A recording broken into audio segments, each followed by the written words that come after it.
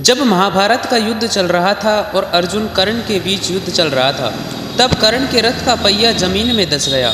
तब कर्ण ने भीष्म पितामह के बनाए नियमों की बात करते हुए अर्जुन से कहा, हे अर्जुन, जब तक मैं रथ का पहिया नहीं निकाल लेता तब तक तुम मुझ पर आक्रमण नहीं करोगे।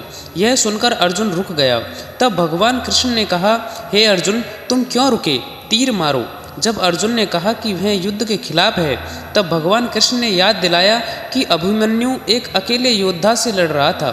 तब युद्ध के नियम ज्ञात नहीं थे। भरी सभा में जब द्रौपदी से अपशब्द कहे गए तो नियमों का उल्लंघन नहीं हुआ। इन शब्दों को सुनकर अर्जुन क्रोधित हो गए और उन्होंने कर्ण पर भगवान शिवजी का दिया हुआ अस्त्र चला दिया। अर्जुन के इस बाण से कर्ण की मृत्यु के समीप पहुंच गया। जब कर्ण अपनी मृत्यु की प्रतीक्षा कर रहा था, तब भगवान कृष्ण ने कर्ण की परीक्षा लेने का विचार किया। भगवान कृष्ण ने एक ब्राह्मण का रूप धारण किया और कहा, हे कर्ण, मेरी बेटी की शादी हो रही है और मेरे पास उसे देने के लिए सोना नहीं है, इसीलिए मुझे सोना दो।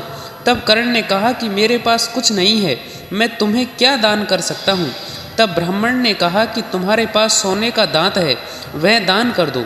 कर्ण ने कहा कि मुझे एक पत्थर से मारो और मेरा दांत निकाल दो।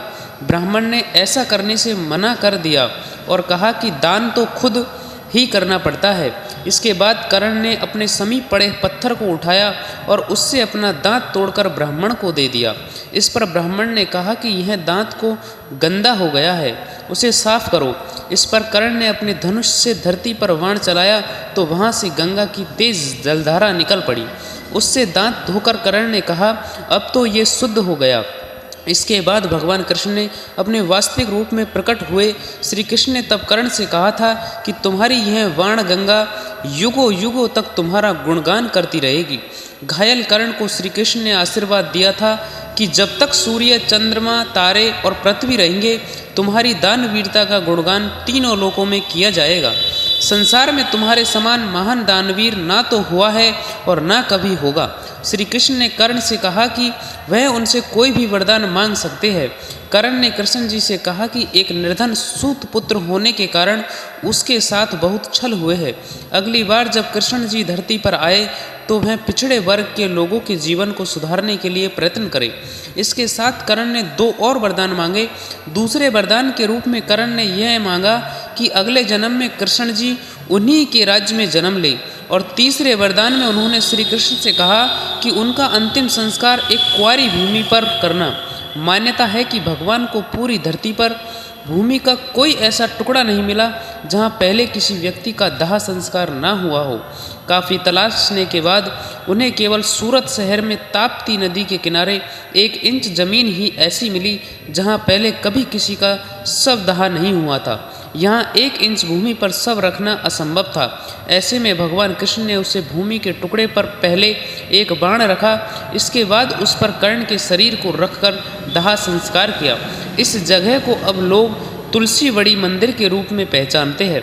तापी नदी के किनारे कर्ण का शव दाह किए जाने के पश्चात पांडवों ने जब कुमारी भूमि होने पर शंका जताई तो श्री कृष्ण जी ने कर्ण को प्रकट करके उससे आकाशवाणी द्वारा कहलवाया था कि वो सूर्य के पुत्र है और अश्विनी और कुमार उनके भाई है। तापी उनकी बहन है। उनका अग्निदाह कुंवारी भूमि पर ही किया गया है। पांडवों ने कहा, हमें तो पता चल गया, परंतु आने वाले युगों को कैसा पता चलेगा? तब भगवान कृष्ण ने कहा कि यहाँ पर 3 पत्रों का वट वृक्ष होगा जो ब्रह्मा, विष्णु और महेश का प्रतीक रूप होगा। यहाँ 3 पत्ता वड़ का एक मंदिर है। यहाँ बरगद का एक पेड़ है जिसके बारे में कहा जाता है कि यह हजारों साल पुराना है, लेकिन इस पर आज तक सिर्फ 3 पत्ते ही आए हैं जो आज भी हरे भरे हैं। ऐसी मान्यता है कि यहाँ कोई भी सच्चे विश्वास के साथ प्रार्थना करेगा तो उसका मनोरथ कार्य अवश्य पूर्ण होगा। Thank you for watching this video. दोस्तों, आपको यह कहानी अच्छी लगी हो तो प्लीज़ वीडियो को लाइक करें, अपने दोस्तों के साथ शेयर करना ना भूलें। मिलते हैं नेक्स्ट वीडियो में, तब तक के लिए बाय बाय, राम राम।